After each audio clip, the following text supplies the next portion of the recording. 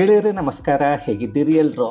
ಗೆಳೆಯರೇ, ಕರ್ನಾಟಕ ರಾಜಕೀಯದಲ್ಲಿ ಮೇ 25 ಕ್ಲೈಮ್ಯಾಕ್ಸ್ ಅಂತ ಹೇಳಲಾಗ್ತಾ ಇದೆ. ಒಂದು ಕಡೆ ಬಿಜೆಪಿ, ಇನ್ನೊಂದು ಕಡೆ ಕಾಂಗ್ರೆಸ್, ಎರಡೂ ಪಕ್ಷಗಳಲ್ಲೂ ದೊಡ್ಡ ಬೆಳವಣಿಗೆಗಳು ನಡೆಯುತ್ತವೆ. ಕಾಂಗ್ರೆಸ್ಸಲ್ಲಿ ಸಿದ್ದರಾಮಯ್ಯ ಕುರ್ಚಿಯಿಂದ ಕೆಳಗಿಳಿಯುವ ಬಗ್ಗೆ ದೊಡ್ಡ ನಿರ್ಧಾರ ಮಾಡೋಕೆ ಕಾಂಗ್ರೆಸ್ ಮುಂದಾಗ್ತಾ ಇದ್ರೆ, ಬಿಜೆಪಿಯಲ್ಲಿ 2028ರ ಚುನಾವಣೆಗೆ ಯಾವ ರೀತಿ ತಳಮಟ್ಟದಲ್ಲಿ ಬದಲಾವಣೆ ಆಗಬೇಕು, ಪಕ್ಷವನ್ನು ಹಳ್ಳಿಯಲ್ಲಿ ಹೇಗೆ ಸಂಘಟನೆ ಮಾಡಬೇಕು ಅನ್ನೋ ಹೊಸ ಪ್ಲಾನನ್ನು ಅಮಿತ್ ಶಾ ಮತ್ತು ಪ್ರಧಾನಿ ಮೋದಿ ಮಾಡಲಿದ್ದಾರೆ. ಅದರ ಕುರಿತು 2 ಹಂತಗಳಲ್ಲಿ ಮಾತುಕತೆಗಳನ್ನು ನಡೆಸಿ ಬಿಜೆಪಿ ನಾಯಕತ್ವದ ಬಗ್ಗೆ ಅತಿ ದೊಡ್ಡ ನಿರ್ಧಾರ ಮಾಡಲಾಗತ್ತೆ. ಹಾಗಾದರೆ ಕರ್ನಾಟಕ ಕಾಂಗ್ರೆಸ್ಸಿನ ಮುಗಿಯದ ಕುರ್ಚಿ ಕಿತ್ತಾಟ ಎಲ್ಲಿಗೆ ಬಂತು? ಸಿದ್ದರಾಮಯ್ಯ ಕೊನೆಗೂ ಕುರ್ಚಿಯಿಂದ ಇಳಿಯೋ ಸಮಯ ಬಂತ? ರಾಹುಲ್ ಗಾಂಧಿ ಅಂತಿಮ ನಿರ್ಧಾರ ಏನು? ಬಿಜೆಪಿ ಹೈಕಮಾಂಡ್ ಏನೆಲ್ಲ ಬದಲಾವಣೆ ಮಾಡೋಕ್ಕೆ ಮುಂದಾಗ್ತಾ ಇದೆ? ಅದು ಕರ್ನಾಟಕದಲ್ಲಿ ಯಾವ ರೀತಿ ಕೆಲಸವನ್ನು ಮಾಡುತ್ತೆ? ಎಲ್ಲವನ್ನ ಈ ವಿಡಿಯೋದಲ್ಲಿ ನೋಡ್ಕೊಂಡು ಬರೋಣ ಬನ್ನಿ. ಗೆಳೆಯರೇ, ಕೇರಳ ಚುನಾವಣೆಯ ನಂತರ ರಾಹುಲ್ ಗಾಂಧಿಯ ಜೊತೆ ಓಡಾಡ್ತಾ ಇದ್ದ ವೇಣುಗೋಪಾಲ್ ಅವರನ್ನ ಮುಖ್ಯಮಂತ್ರಿ ಮಾಡೋಕೆ ರಾಹುಲ್ ಗಾಂಧಿ ತುಂಬಾ ಒದ್ದಾಡಿದ್ರು. ಆದರೆ ತಂಗಿ ಪಿಂಕಿ ವಾದ್ರಾ ರಾಹುಲ್ ಗಾಂಧಿಗೆ ದೊಡ್ಡ ಹೊಡೆತವನ್ನು ಕೊಟ್ಟು ಮುಸ್ಲಿಂ ಲೀಗನ್ನು ಮಧ್ಯೆ ಇಟ್ಕೊಂಡು ಸತೀಶನ್ ಅವರನ್ನ ಮುಖ್ಯಮಂತ್ರಿ ಮಾಡಿಕೊಂಡ್ರು. ಪಾಪ, ಅದೇ ಯೋಚನೆಯಲ್ಲಿ ವೇಣುಗೋಪಾಲ್ 4 ದಿನ ರಾಜಕೀಯದಿಂದ ರಜೆ ತಗೊಂಡಿದ್ರು. ಆ ಸಮಯದಲ್ಲಿ KJ ಜಾರ್ಜ್ ಮನೆಯಲ್ಲಿ DK ಶಿವಕುಮಾರ್ ಮತ್ತು ಸಿದ್ದರಾಮಯ್ಯ ಜೊತೆ ಮಾತುಕತೆಗಳು ನಡೆದವು. ಯಾಕಂದರೆ ಸಿದ್ದರಾಮಯ್ಯ ಮತ್ತು DK ಶಿವಕುಮಾರ್ ಯಾವತ್ತೂ ಒಟ್ಟಿಗೆ ಬೇರೆ ಯಾವುದೇ ಮಂತ್ರಿ ಅಥವಾ ಶಾಸಕರ ಮನೆಗೆ ಹೋಗಿದ್ದೇ ಇಲ್ಲ. ಇಲ್ಲಿ ಜಾರ್ಜ್ ಸಿದ್ದರಾಮಯ್ಯ ಬಣದಲ್ಲಿ ಕಾಣಿಸಿಕೊಂಡ್ರು. ಮೊದಲು ಹೈಕಮಾಂಡ್ ಅಂದರೆ ರಾಹುಲ್ ಗಾಂಧಿ ಮತ್ತು ಸೋನಿಯಾ ಗಾಂಧಿಗೆ ಸಿಕ್ಕಾಪಟ್ಟೆ ಆಪ್ತರು. ಅಲ್ಲಿಂದ ಯಾವುದೋ ಸಂದೇಶ ಬಂತು, ಅದೇ ವಿಚಾರವನ್ನು ಇಬ್ಬರನ್ನು ಕರೆಸಿ ತಿಳಿಸಲಾಗಿದೆ. ಈಗ ಎಚ್ಚರ ಆಗಿರೋ ವೇಣುಗೋಪಾಲ್ ಖುದ್ದು ರಾಹುಲ್ ಗಾಂಧಿಯ ಜೊತೆ ಕರ್ನಾಟಕದ ಬಗ್ಗೆ ಮಾತುಕತೆ ಮಾಡಿ ಕರ್ನಾಟಕದ CM ಕುರ್ಚಿಯ ಬಗ್ಗೆ ನಿರ್ಧಾರ ಮಾಡಿ ಪ್ರಕಟವನ್ನು ಮಾಡಬೇಕು. ಇಲ್ಲ ಅಂದ್ರೆ ಮುಂದೆ ಪಕ್ಷಕ್ಕೆ ಹೊಡೆತವನ್ನು ಕೊಡುತ್ತೆ. ಅದೇ ದೊಡ್ಡ ಮಟ್ಟದಲ್ಲಿ ಡೇಂಜರ್ ಅಂತ ಹೇಳಿ ಕರ್ನಾಟಕಕ್ಕೆ ಸಂದೇಶವನ್ನು ರವಾನೆ ಮಾಡ್ತಾ ಇದ್ದಾರೆ. ಅದೇನಂದ್ರೆ, ನಾವು ತಗೊಳ್ಳೋ ತೀರ್ಮಾನಕ್ಕೆ ಎಲ್ಲರೂ ಬದ್ಧರಾಗಿ ಅಂತ. ಅಯ್ಯೋ ಕರ್ಮವೇ, ಇದನ್ನೇ ಕರ್ನಾಟಕದಲ್ಲಿ ಕಾಂಗ್ರೆಸ್ ಅಧಿಕಾರಕ್ಕೆ ಬಂದ ದಿನದಿಂದ ಕೇಳಿ ನಮಗೂ ಸಾಕಾಗಿದೆ. ಅದ್ಯಾವ ನಿರ್ಧಾರ ತಗೋತಾರೆ ಅನ್ನೋದು ಮಾತ್ರ ಇಲ್ಲಿಯವರೆಗೂ ಗೊತ್ತಾಗ್ತಾ ಇಲ್ಲ, ಅವರು ಹೇಳ್ತಾನೂ ಇಲ್ಲ. ಈಗಾಗಲೇ ಸಿದ್ದರಾಮಯ್ಯ ಬಣದಿಂದ ಒಂದರ ಇನ್ನೊಂದು ಮೀಟಿಂಗ್ಗಳು ನಡೀತಾ ಇವೆ. DK ಶಿವಕುಮಾರ್ ತಂಡ ದೆಹಲಿಗೆ ಹೋಗೋ ತಯಾರಿ ಮಾಡಿಕೊಳ್ತಾ ಇದ್ರೆ, ಈ DK ಶಿವಕುಮಾರ್ ನೋಡಿದರೆ, ನಾನು ಹೈಕಮಾಂಡ್ ಹೇಳ್ತೇನ್ನ ಪಾಲನೆ ಮಾಡ್ತೀನಿ, ನಾನು ಯಾವ ಕೂಲಿಯನ್ನು ಯಾರನ್ನು ಕೇಳಿಲ್ಲ ಅಂತಾರೆ. ಮತ್ತು ಅದು ಯಾವಾಗಲೂ ನನಗೂ ಕೂಲಿ ಕೊಡಿ ಅಂದ್ರಲ್ಲ, ಅದೇನಂತಾನೆ ಗೊತ್ತಾಗಲಿಲ್ಲಪ್ಪ.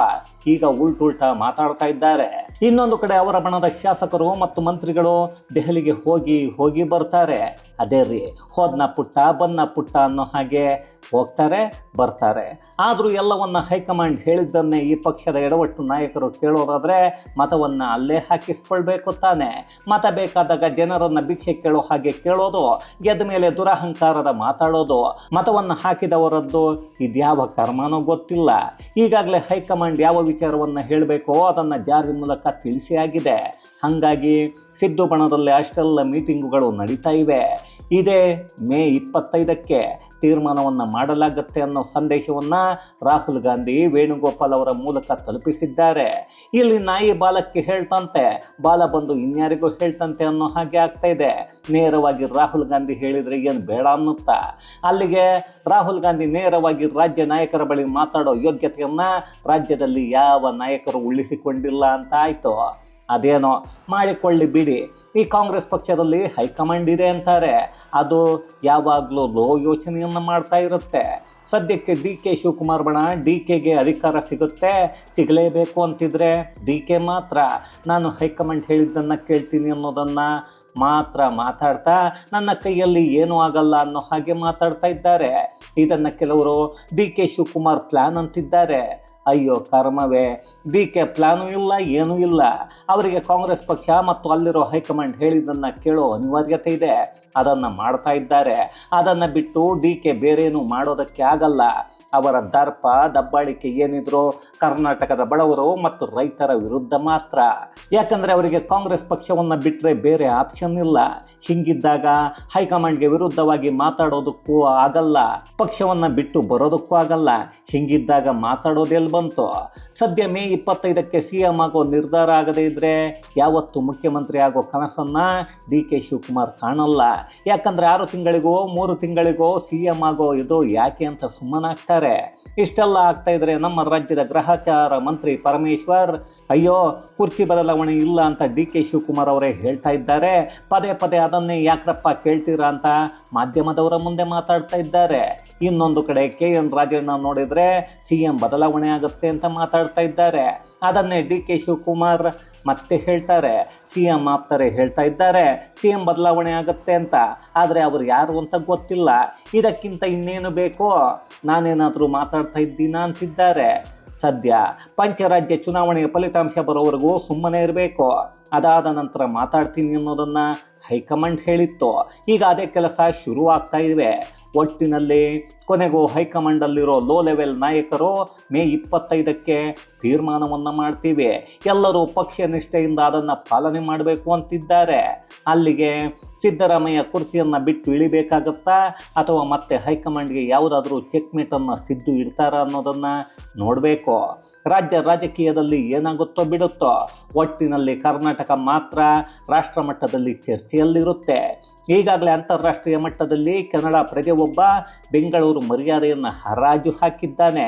ಹೈದರಾಬಾದಲ್ಲಿ ಅಡ್ಡಾಡ್ತಾ ಹೈದರಾಬಾದ್ ರಸ್ತೆಗಳು ಅದ್ಭುತವಾಗಿವೆ, ಆದರೆ ಬೆಂಗಳೂರಲ್ಲಿ ಯಾಕೆ ಇಂತಹ ರಸ್ತೆಗಳಿಲ್ಲ, ಅಂತಹ ದೊಡ್ಡ ಸಿಟಿಯಲ್ಲಿ ರಸ್ತೆಗಳೆಲ್ಲ ಯಾಕೆ ಕಿತ್ತು ಹೋಗಿವೆ ಅಂತ ಕೇಳ್ತಾನೆ.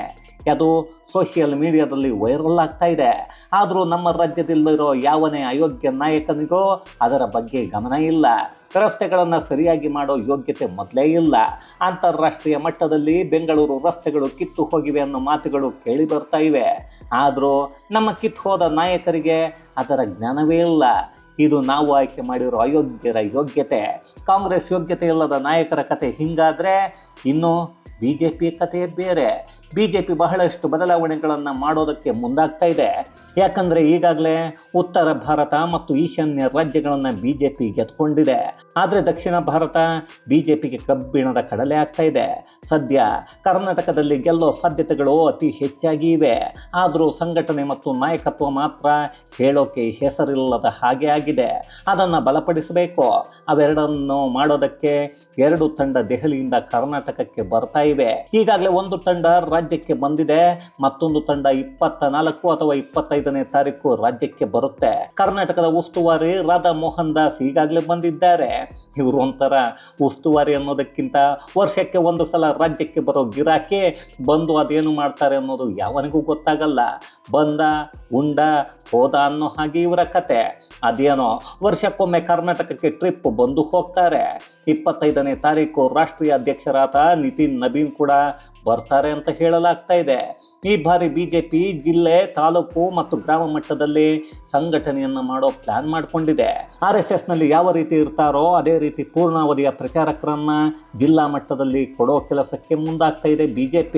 ಅವರಿಗೆ ಜವಾಬ್ದಾರಿಯನ್ನು ಕೊಟ್ಟು ಪಕ್ಷ ಬಲವರ್ಧನೆಗೆ ತಳಮಟ್ಟದಿಂದ ಕೆಲಸಗಳು ನಡಿಬೇಕು ಅನ್ನೋ ಆದೇಶವನ್ನು ಅಮಿತ್ ಶಾ ಮತ್ತು ಮೋದಿ ಮಾಡಿದ್ದಾರೆ. ಈಗ ಮೊದಲಿಗೆ ಕರ್ನಾಟಕ ಜನರ ನಾಡಿ ಮಿಡಿತವನ್ನು ಅರಿತು ಜನರ ಅಭಿಪ್ರಾಯಗಳನ್ನು ಹೈಕಮಾಂಡ್ ಮುಂದೆ ಇಡಬೇಕು ಅನ್ನೋ ಆದೇಶವನ್ನು ಮಾಡಲಾಗಿದೆ. ಈಗ ಚುನಾವಣೆ ನಡೆದರೆ ಏನಾಗುತ್ತೆ, ಮಧ್ಯಂತರ ಚುನಾವಣೆ ನಡೆದರೆ ಏನಾಗುತ್ತೆ, 2028ಕ್ಕೆ ಚುನಾವಣೆ ನಡೆದರೆ ಏನಾಗುತ್ತೆ, ಅದರ ಬಗ್ಗೆ ಮತದಾರರ ಅಭಿಪ್ರಾಯ ಹೇಗಿದೆ, ಎಲ್ಲವನ್ನ ಕಲೆ ಹಾಕೋ ಕೆಲಸವನ್ನು BJP ಮಾಡೋಕ್ಕೆ ಮುಂದಾಗ್ತಾ ಇದೆ. ಆದರೆ BJP ರಾಜ್ಯಾಧ್ಯಕ್ಷ ವಿಚಾರದಲ್ಲಿ ಸೋಮಣ್ಣ ಮತ್ತೊಮ್ಮೆ ಒಂದು ಕೈ ನೋಡೋಣ ಅಂತ ಕೈ ಹಾಕ್ಕೊಂಡಿದ್ದಾರೆ. ರಾಷ್ಟ್ರೀಯ ನಾಯಕರ ಮುಂದೆ ತನ್ನ ಪ್ರಭಾವ ತೋರಿಸೋಕೆ ನಿಂತಿದ್ದಾರೆ. ಸದ್ಯಕ್ಕೆ ಯಡಿಯೂರಪ್ಪ ಅವರ ಅಭಿಮಾನೋತ್ಸವ ಮಾಡಿದಾಗಲೇ ವಿಜಯೇಂದ್ರ ಬದಲಾವಣೆ ಇಲ್ಲ ಅನ್ನೋ ಸೂಚನೆಗಳು ಸಿಕ್ಕಿದ್ದಾಗಿದೆ. ಆದರೂ ಸೋಮಣ್ಣ ಕಲ್ಲನ್ನು ಹೊಡೆದು ನೋಡ್ತಾ ಇದ್ದಾರೆ. ರಾಜ್ಯ BJPಯಲ್ಲಿ ಯುವ ಪಡೆಯನ್ನು ಕೋರ್ ಕಮಿಟಿಯಲ್ಲಿ ಇಡೋದಕ್ಕೆ ಹೈಕಮಾಂಡ್ ತೀರ್ಮಾನ ಮಾಡಿದೆ. ಜಿಲ್ಲಾ ಮಟ್ಟದಲ್ಲಿ ಬೇರೆ ಬೇರೆ ನಾಯಕರಿರ್ತಾರೆ. ವಿಜಯೇಂದ್ರ ರಾಜ್ಯಾಧ್ಯಕ್ಷರಾಗಿ ಇದ್ದರೂ ಅವರೇ ಅಂತಿಮ ಅಲ್ಲ ಅನ್ನೋ ಸಂದೇಶವನ್ನು ಹೈಕಮಾಂಡ್ ರವಾನೆ ಮಾಡೋಕ್ಕೆ ಮುಂದಾಗ್ತಾ ಇದೆ. ಇದರ ಜೊತೆಗೆ ಮತ್ತೆ ವಾಪಸಿ ಆಗೋರನ್ನ ವಾಪಸ್ಸು ಕರೆತರೋಕೆ ಸಿದ್ಧತೆ ಮಾಡಿಕೊಂಡಿದೆ. ಆದರೂ BJP ವಿಜಯೇಂದ್ರ ಅವರನ್ನು ಮುಂದೆ ಇಟ್ಕೊಂಡು ರಾಜ್ಯದಲ್ಲಿ ಗೆಲ್ಲುತ್ತಾ ಅಥವಾ ರಾಜ್ಯವನ್ನು ಗೆಲ್ಲಿಸೋಕೆ ಹೊಸ ಪ್ಲ್ಯಾನ್ ಮಾಡ್ತಾರಾ, ಇಲ್ಲ ಅಂದರೆ RSS ಅಖಾಡಕ್ಕೆ ಇಳಿಯುತ್ತಾ ಅನ್ನೋದನ್ನು ನೋಡಬೇಕು. ಇನ್ನೊಂದು ಕಡೆ ಅಧಿಕಾರದಲ್ಲಿರೋ ಕಾಂಗ್ರೆಸ್ ರಾಜ್ಯವನ್ನು ಕಳೆದುಕೊಳ್ಳುತ್ತೆ ಅನ್ನೋದನ್ನು ಬಹಳಷ್ಟು ಸಂಸ್ಥೆಗಳು ಈಗಾಗಲೇ ಹೇಳ್ತಾ ಇವೆ. ಸಂಸ್ಥೆಗಳು ಯಾಕೆ, ಜನರನ್ನು ಕೇಳಿದ್ರು ಅದನ್ನೇ ಹೇಳ್ತಾರೆ. ಯಾವುದು ಏನೇ ಆದರೂ ಒಂದು ಕಾಲದಲ್ಲಿ ದಕ್ಷಿಣ ಭಾರತದಲ್ಲಿ ಕಾಂಗ್ರೆಸ್ ಅಧಿಕಾರದಲ್ಲಿ ಇರಲಿಲ್ಲ, ಕೇವಲ ಕರ್ನಾಟಕದಲ್ಲಿ ಮಾತ್ರ ಇತ್ತು. ಆಗ ಇಲ್ಲಿನ ರಾಜ್ಯಗಳು ಅಭಿವೃದ್ಧಿಯಾಗಿದ್ವು. ಆ ಸಮಯದಲ್ಲಿ ಉತ್ತರ ಭಾರತದಲ್ಲಿ ಕಾಂಗ್ರೆಸ್ ಬಹುತೇಕ ಎಲ್ಲ ರಾಜ್ಯಗಳಲ್ಲೂ ಅಧಿಕಾರದಲ್ಲಿತ್ತು. ಆಗ ಉತ್ತರ ಭಾರತ ಹಾಳಾಗಿ ಹೋಗಿತ್ತು, ಕಾನೂನು ಸುವ್ಯವಸ್ಥೆ ಹದಗೆಟ್ಟಿತ್ತು, ಆರ್ಥಿಕ ಪರಿಸ್ಥಿತಿ ಹಳ್ಳ ಹಿಡಿದಿತ್ತು. ಅದನ್ನು ನಾವೆಲ್ಲರೂ ನೋಡಿದ್ವಿ. ಸದ್ಯಕ್ಕೆ ದಕ್ಷಿಣ ಭಾರತದಲ್ಲಿ ಕೇರಳಂ ಮತ್ತು ತಮಿಳುನಾಡು ಸೇರಿ 4 ರಾಜ್ಯಗಳಲ್ಲಿ ಕಾಂಗ್ರೆಸ್ಗೆ ಅಧಿಕಾರ ಸಿಕ್ಕಿದೆ. ಮುಂದೆ ದಕ್ಷಿಣ ಭಾರತ ದಿವಾಳಿ ಆದರೂ ಆಶ್ಚರ್ಯ ಪಡಬೇಕಾಗಿಲ್ಲ. ಸದ್ಯದ ಪರಿಸ್ಥಿತಿಯನ್ನು ನೋಡ್ತಾ ಇದ್ರೆ ತಮಿಳುನಾಡು ಸಾಲದ ಸುಳಿಯಲ್ಲಿ ಇದೆ. ನಂತರ ಕರ್ನಾಟಕ ಅದೇ ಪರಿಸ್ಥಿತಿಯಲ್ಲಿ ಒದ್ದಾಡ್ತಾ ಇದ್ರೆ ಕೇರಳ ಈಗಾಗಲೇ ದಿವಾಳಿಯಾಗಿ ಹೋಗಿದೆ. ತೆಲಂಗಾಣ ಕೂಡ ಅದೇ ಹಾದಿಯಲ್ಲಿ ಸಾಗ್ತಾ ಇದೆ. ಒಟ್ಟಿನಲ್ಲಿ ದಕ್ಷಿಣ ಭಾರತದ ಜನರು ಗ್ಯಾರಂಟಿ ಹಿಂದೆ ಹೋಗಿ ಹಳ್ಳಕ್ಕೆ ಬೀಳ್ತಾ ಇದ್ರೆ ಮುಂದೆ ಜನರ ಪರಿಸ್ಥಿತಿ ನಾಯಿ ಪರಿಸ್ಥಿತಿ ಆಗೋದು ಗ್ಯಾರಂಟಿ. ಇದು ಗೆಳೆಯರೆ, ಮೇ 25 BJP ಮತ್ತು ಕಾಂಗ್ರೆಸ್ ಪಕ್ಷದಲ್ಲಿ ದೊಡ್ಡ ಬೆಳವಣಿಗೆ ಆಗುತ್ತೆ ಅಂತ ಹೇಳ್ತಾ ಇರೋದ್ರ ಕುರಿತಾದ ಒಂದಷ್ಟು ಮಾಹಿತಿ, ಮತ್ತಷ್ಟು ವಿಶೇಷತೆಗಳೊಂದಿಗೆ ಮುಂದಿನ ವಿಡಿಯೋದಲ್ಲಿ ಭೇಟಿಯಾಗೋಣ. ಅಲ್ಲಿಯವರೆಗೂ ಕನ್ನಡವೇ ಸತ್ಯ, ಕನ್ನಡವೇ ನಿತ್ಯ.